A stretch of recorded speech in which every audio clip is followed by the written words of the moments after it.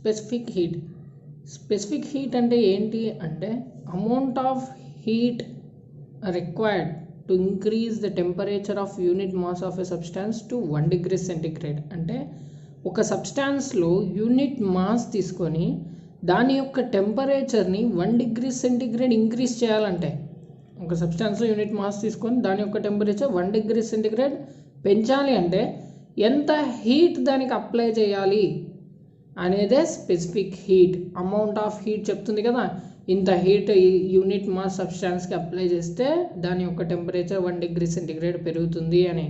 దాన్నే మనం specific heat అంటాము. దాన్ని స్మాల్ ఎస్తో డినోట్ చేస్తారు. అండ్ దీనికి యూనిట్స్ వచ్చేసి calories per gram per degree Celsius, joules per kilogram per degree Celsius. దీనికి units in terms of calories, in terms of joules, 2 రకాలు ఉన్నాయి.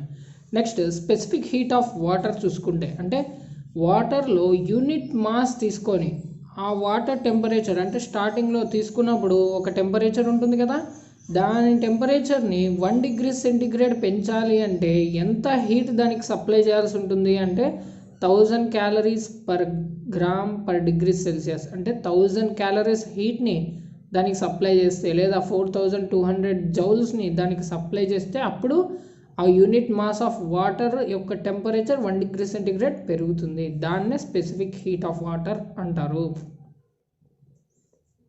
నెక్స్ట్ 2 ఇంపార్టెంట్ పాయింట్స్ ఉన్నాయి. Water is used as coolant in vehicles. వాటర్ని వెహికల్స్లో కూలెంట్గా use చేస్తారు. ఎందుకు use చేస్తారు అంటే దాని యొక్క స్పెసిఫిక్ హీట్ ఇంత ఉండడం కారణంగా. అంటే దాని యొక్క స్పెసిఫిక్ హీట్ చాలా ఎక్కువగా ఉంది కదా, అంటే యూనిట్ మాస్ ఆఫ్ వాటర్ యొక్క టెంపరేచర్ 1 degree సెంటిగ్రేడ్ పెంచాలి అంటే ఇంత హీట్ దానికి సప్లై చేయాల్సి ఉంటుంది. సో దాన్ని కూలెంట్ లాగా యూజ్ చేస్తారు వెహికల్స్లో.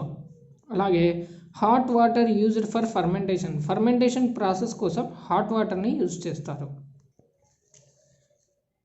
Heat energy given or taken to change temperature of a substance is Q is equals to ms delta T. అంటే ఒక సబ్స్టాన్స్ యొక్క టెంపరేచర్ని చేంజ్ చేయడానికి ఎంత హీట్ ఎనర్జీని సప్లై చేసాము అనేది ఈ ఫార్ములా ద్వారా మనము తెలుసుకోవచ్చు. Q is equals to ms delta T. Q అంటే amount of heat supplied, M అంటే mass of the substance, S అంటే దాని యొక్క స్పెసిఫిక్ హీట్. ఏ సబ్స్టాన్స్ యొక్క టెంపరేచర్ అయితే నువ్వు చేంజ్ చేయాలి అనుకుంటున్నావో ఆ సబ్స్టాన్స్ యొక్క స్పెసిఫిక్ హీట్. టెంపరేచర్ చేంజ్ అంటే ఎంత టెంపరేచర్ చేంజ్ చూపించాము అనేది. Mass into specific heat into change in temperature చేస్తే ఆ సబ్స్టాన్స్ యొక్క టెంపరేచర్ చేంజ్ చేయడానికి ఎంత హీట్ ఎనర్జీ సప్లై చేసాము అనేది మనకి ఈజీగా తెలిసిపోతుంది. Next molar specific heat.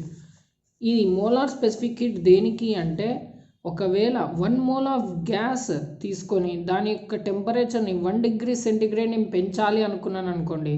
1 mole of gas తీసుకొని దాని యొక్క టెంపరేచర్ని 1 degree సెంటిగ్రేడ్ పెంచాలి అనుకున్నప్పుడు దానికి ఎంతైతే హీట్ని సప్లై చేస్తామో దాన్ని మోలార్ స్పెసిఫిక్ హీట్ అని అంటారు. మోలార్ స్పెసిఫిక్ హీట్ అంటే 1 mole ఆఫ్ గ్యాస్ యొక్క టెంపరేచర్ని 1 degree సెంటిగ్రేడ్ పెంచడానికి ఎంత హీట్ అయితే సప్లై చేస్తామో ఆ అమౌంట్ ఆఫ్ హీట్నే మోలార్ స్పెసిఫిక్ హీట్ అని అంటాము. నెక్స్ట్ వచ్చేసి లేటెంట్ హీట్. దీన్ని ఎల్తో డినోట్ చేస్తారు. లేటెంట్ హీట్ టెంపరేచర్ కాన్స్టాంట్గా ఉంటుంది, కానీ సబ్స్టాన్స్ వచ్చేసి తన స్టేట్ని మార్చుకుంటూ ఉంటుంది బై అబ్జార్బింగ్ ఆర్ రిలీజింగ్ హీట్ని అబ్జార్బ్ చేసుకొని లేదా హీట్ని రిలీజ్ చేసి సబ్స్టాన్స్ తన స్టేట్ని మార్చుకుంటుంది. స్టేట్ ఆఫ్ మ్యాటర్ అంటే సాలిడ్ నుంచి లిక్విడ్ కావచ్చు, లిక్విడ్ నుంచి సాలిడ్ కావచ్చు, లిక్విడ్ నుంచి గ్యాస్ కావచ్చు. అలాగా స్టేట్ ఆఫ్ మ్యాటర్ మారిందనుకోండి by absorbing or releasing heat, ఆ అమౌంట్ ఆఫ్ హీట్ ఎంతైతే ఉందో ఒక సబ్స్టాన్స్ తన స్టేట్ని మార్చుకోవడానికి ఎంత హీట్ని అది అబ్జార్బ్ చేసింది లేదా ఎంత హీట్ని అది రిలీజ్ చేసింది, ఆ amount of heat absorbed or రిలీజ్డ్ని లేటెంట్ హీట్ అని అంటాము. ఇక్కడ టెంపరేచర్ కాన్స్టాంట్గా ఉంటుంది. ఫర్ ఎగ్జాంపుల్ 55 degree సెంటిగ్రేడ్ దగ్గర వాటర్ ఉందనుకోండి. ఆ వాటర్ వేపర్ అవ్వడానికి ఎంత హీట్ని అయితే అబ్జార్బ్ చేసుకోయిందో సేమ్ 55 degree సెంటిగ్రేడ్ దగ్గర నేను టెంపరేచర్ ఏం చేంజ్ చేయను, కాన్స్టాంట్గా పెడతాను. బట్ వాటర్ వేపర్ అయ్యేదాకా అలాగే హీట్ సప్లై చేస్తాను. ఇలా వాటర్ వేపర్ అవ్వడానికి ఎంత హీట్ అయితే నేను సప్లై చేశానో దాన్నే లేటెంట్ హీట్ అని అంటారు.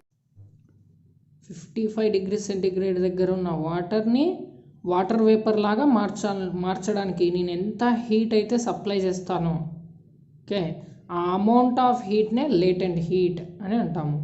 దీనికి యూనిట్స్ వచ్చేసి calories per gram. Calories per gram per degree Celsius ఉంటే specific heat, calories per gram ఉంటే లేటెంట్ హీట్. ఈ లేటెంట్ హీట్స్ 2 టైప్స్ ఉన్నాయి. Latent heat of fusion, latent heat of vaporisation. Latent heat of ఫ్యూజన్లో ఏం జరుగుతుంది అంటే state of matter solid నుంచి లిక్విడ్గా మారితే దాన్ని ఫ్యూజన్ అంటాం. లిక్విడ్ నుంచి గ్యాస్గా మారింది అనుకో స్టేట్ ఆఫ్ మ్యాటర్, దెన్ దాన్ని లేటెంట్ హీట్ ఆఫ్ వేపరైజేషన్ అంటాము. లేటెంట్ హీట్ ఆఫ్ ఐస్ వచ్చేసి 80 క్యాలరీస్ పర్ గ్రామ్. అంటే 1 గ్రామ్ ఐస్ వాటర్గా మారాలి అట్ కాన్స్టెంట్ టెంపరేచర్ అంటే దానికి మనం 80 క్యాలరీస్ హీట్ని సప్లై చేయాల్సి ఉంటుంది. అలా కాకుండా 1 గ్రామ్ వాటర్ వేపర్గా మారాలి అంటే దానికి ఎంత హీట్ని సప్లై చేయాల్సి ఉంటుంది అంటే 540 క్యాలరీస్ హీట్ని సప్లై చేయాల్సి ఉంటుంది. So latent heat of ice వచ్చేసి 80 calories, latent heat of water వచ్చేసి 540 calories per gram. Next concept వచ్చేసి థర్మోడైనమిక్స్ అంటే ఏంటి అంటే study of relation of heat energy with different types of energies.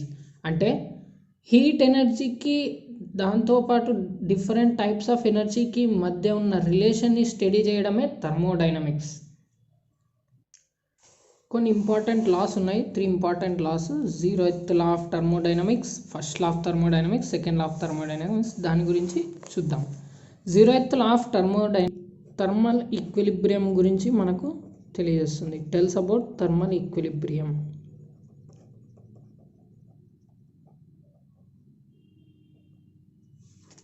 Next first law ఏం చెప్తుంది అంటే amount of heat given to a substance. ఒక సబ్స్టాన్స్కి నేను హీట్ ఇచ్చాను అనుకోండి, అది ఎంత హీట్ ఎలా చెప్పొచ్చు అంటే change in its internal energy plus work done. Internal ఎనర్జీలో ఉన్న change plus work done means sum of change in internal energy and work done gives heat given to a substance. ఇది చెప్పేది first law. Next second law ఏం చెప్తుంది అంటే వర్క్ని హీట్గా convert చేయొచ్చు, హీట్ని వర్క్గా convert చేయొచ్చు, కానీ కంప్లీట్ ఎఫిషియన్సీతో మనం దాన్ని 100% కన్వర్షన్ చేయలేము. 100% ఎఫిషియెంట్గా దాన్ని వర్క్ని హీట్ని వర్క్గా మనం కన్వర్ట్ చేయలేము అని చెప్పేదే second law of thermodynamics. Next kelvin statement. ఇది ఒక ఇంపార్టెంట్ స్టేట్మెంట్ అండి. ఒక మెషిన్ సైక్లిక్ ప్రాసెస్లో వర్క్ చేస్తుంది అనుకుందాం. Machine which is working in cyclic process to convert heat into work completely. It is impossible to convert heat into work completely to a machine which is working in cyclic process. అంటే ఒక machine ఉంది, అది హీట్ని కంప్లీట్గా work లాగా కంప్లీట్గా హీట్ని work లాగా convert చేయాల్సి ఉంటుంది. ఆ మెషిన్ సైక్లిక్ ప్రాసెస్లో వర్క్ అవుతుంటే మాత్రం అలాగా హీట్ని వర్క్ లాగా కంప్లీట్గా కన్వర్ట్ చేయలేము అని చెప్పిన స్టేట్మెంటే కెల్విన్ స్టేట్మెంట్. ఓకే, సైక్లిక్ ప్రాసెస్లో వర్క్ అవుతున్న మెషిన్ కంప్లీట్గా హీట్ని వర్క్గా కన్వర్ట్ చేయదు, అది impossible. Next Clausius statement. Heat by it self cannot transfer from colder body to hotter body. అంటే క్లాసియస్ ఏం స్టేట్మెంట్ ఇచ్చారు అంటే హీట్ అనేది కోల్డర్ బాడీ నుంచి హాటర్ బాడీకి ట్రాన్స్ఫర్ అవ్వదు అస్సలు అని చెప్పి స్టేట్మెంట్ ఇచ్చాడు. ఈ స్టేట్మెంట్ని మీద బేస్ చేసుకునే రెఫ్రిజిరేటర్స్ డిజైన్ చేయడం జరిగింది. Based upon Clausius statement. ఎవరి స్టేట్మెంట్ మీద బేస్ చేసుకొని రెఫ్రిజిరేటర్ డిజైన్ చేశారు అంటే క్లాసియస్ స్టేట్మెంట్ అని మనం సెలెక్ట్ చేయాల్సి ఉంటుంది. Next heat engine. Heat engine ఏం చేస్తుంది అంటే it converts heat into mechanical work. హీట్ని మెకానికల్ వర్క్ లాగా మార్చేదే హీట్ ఇంజిన్. మనకు 2 టైప్స్ ఆఫ్ హీట్ ఇంజిన్స్ ఉన్నాయి. Internal combustion heat engine, external combustion heat engine. Okay, ఈ heat engines two types, internal, external. Next కార్నాట్స్ theorem. కార్నాట్స్ theorem ఏం చెప్తుంది అంటే maximum efficiency of heat engine గురించి తెలియజేసేదే కార్నాట్స్ theorem. మనం కార్నాట్స్ థీరం ద్వారా ఏం తెలుసుకోవచ్చు అంటే maximum efficiency of heat engine ఎంత అనేది తెలుసుకోవచ్చు. నెక్స్ట్ కార్ ఇంజన్స్లో కూలెంట్, వాటర్ రెండు యూస్ చేస్తారు. ఎందుకు యూస్ చేస్తారు అంటే to reduce corrosion and rusting. Okay, కరోషన్ని, రస్టింగ్ని రెడ్యూస్ చేయడానికి కార్ ఇంజన్స్లో కూలెంట్ని, వాటర్ని వాడతారు. కూలెంట్స్గా ఏమేమి వాడతారు అంటే ethylene glycol or potassium dichromate, వీటిని కూలెంట్స్గా వాడతారు, వాటర్తో పాటు యూస్ చేస్తారు కార్ ఇంజన్స్లో. నెక్స్ట్ హీట్కి సంబంధించిన కొన్ని ఇంపార్టెంట్ టర్మ్స్ ఉన్నాయి. ఆ టర్మ్స్ గురించి మనం తెలుసుకోవాల్సి ఉంటుంది. అవేంటో ఇప్పుడు చూద్దాం. First of all evaporation. Evaporation అనేది ఒక సర్ఫేస్ ఫినామినా. అంటే లిక్విడ్ సర్ఫేస్ పైన ఉన్న మాలిక్యూల్స్ సర్ఫేస్ నుంచి ఎస్కేప్ అవుతాయి. Means escaping of surface molecules from surface of a liquid. Liquid పైన సర్ఫేస్లో ఉండే మాలిక్యూల్స్ ఎస్కేప్ అవుతే దాన్నే ఎవాపరేషన్ అంటారు. ఈ ఎవాపరేషన్, రేట్ ఆఫ్ ఎవాపరేషన్ దేని మీద డిపెండ్ అయి ఉంటుంది అంటే temperature of the liquid and also area of surface. అంటే ఆ లిక్విడ్ సర్ఫేస్ ఏరియా ఎంత ఉంది లేదా ఆ లిక్విడ్ టెంపరేచర్ ఎంత ఉంది, ఈ రెండింటి మీద రేట్ ఆఫ్ ఎవాపరేషన్ అనేది డిపెండ్ అయి ఉంటుంది. Next humidity. హ్యూమిడిటీ అంటే ఏంటి అంటే కొంత అట్మాస్ఫియర్లో, మన భూమి చుట్టూ ఒక పొర ఉంది, గ్యాసెస్తో నిండి ఉన్న పొర, దాన్నే మనం ఏమంటాము అంటే అట్మాస్ఫియర్ అని అంటాము. ఈ అట్మాస్ఫియర్లో ఒక యూనిట్ భాగం మనం తీసుకొని ఆ యూనిట్ భాగంలో ఎంత అమౌంట్ ఆఫ్ వాటర్ వేపర్ ఉంది అని చెప్పడమే humidity. Amount of water vapour in unit volume of atmosphere. అంటే అట్మాస్ఫియర్లో ఒక యూనిట్ వాల్యూమ్ తీసుకొని ఆ యూనిట్ వాల్యూమ్ అట్మాస్ఫియర్లో గ్యాసెస్ ఉంటాయి, గ్యాసెస్తో పాటు వాటర్ వేపర్ ఉంటుంది. ఎంత వాటర్ వేపర్ ఉంది ఆ యూనిట్ వాల్యూమ్ ఆఫ్ అట్మాస్ఫియర్లో అని మనం లెక్కగట్టి చెప్తే దాన్నే అబ్సొల్యూట్ హ్యూమిడిటీ అని చెప్తారు. ఓకే, అబ్సొల్యూట్ హ్యూమిడిటీ అంటే amount of water vapour in unit volume of atmosphere, దాన్నే అబ్సొల్యూట్ హ్యూమిడిటీ అంటారు. రిలేటివ్ హ్యూమిడిటీ అంటే ఏంటో చూద్దాం. అంటే గివెన్ టెంపరేచర్, అంటే ఒక పర్టికులర్ టెంపరేచర్ దగ్గర ratio of mass of water vapour in certain volume of air to mass of vapour required to saturate the same volume of air. అంటే for example ఒక volume of air తీసుకుందాం, ఇంత air తీసుకుందాం అనుకోండి అట్మాస్ఫియర్లో.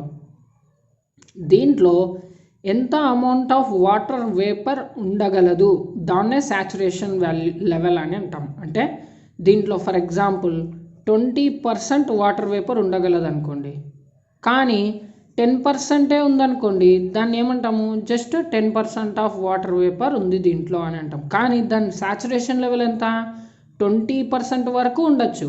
So ఈ రెండిటి రేషియోనే relative humidity అంటాం.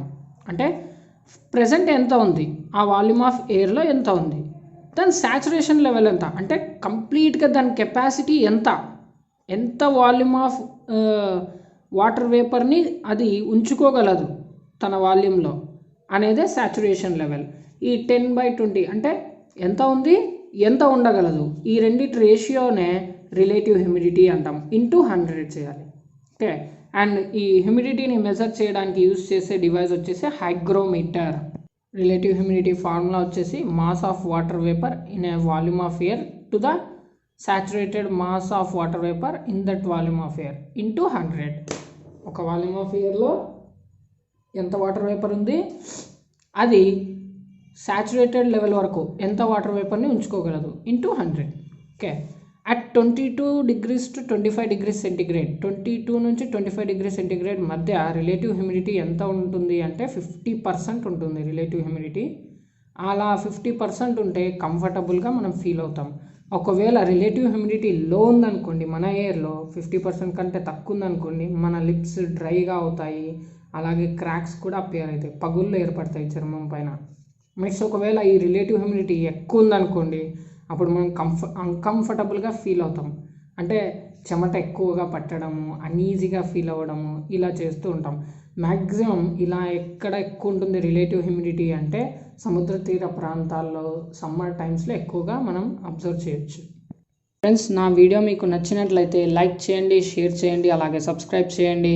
ఏదైనా టాపిక్కు సంబంధించి ఎక్స్ప్లెనేషన్ మీకు డీప్గా కావాలి అన్నా, అలాగే ఎగ్జామ్ సిలబస్లోని ఏదైనా టాపిక్కు సంబంధించి ఎక్స్ప్లెనేషన్ కావాలన్నా కింద కమెంట్ బాక్స్లో మెన్షన్ చేయండి. Okay friends, thank you.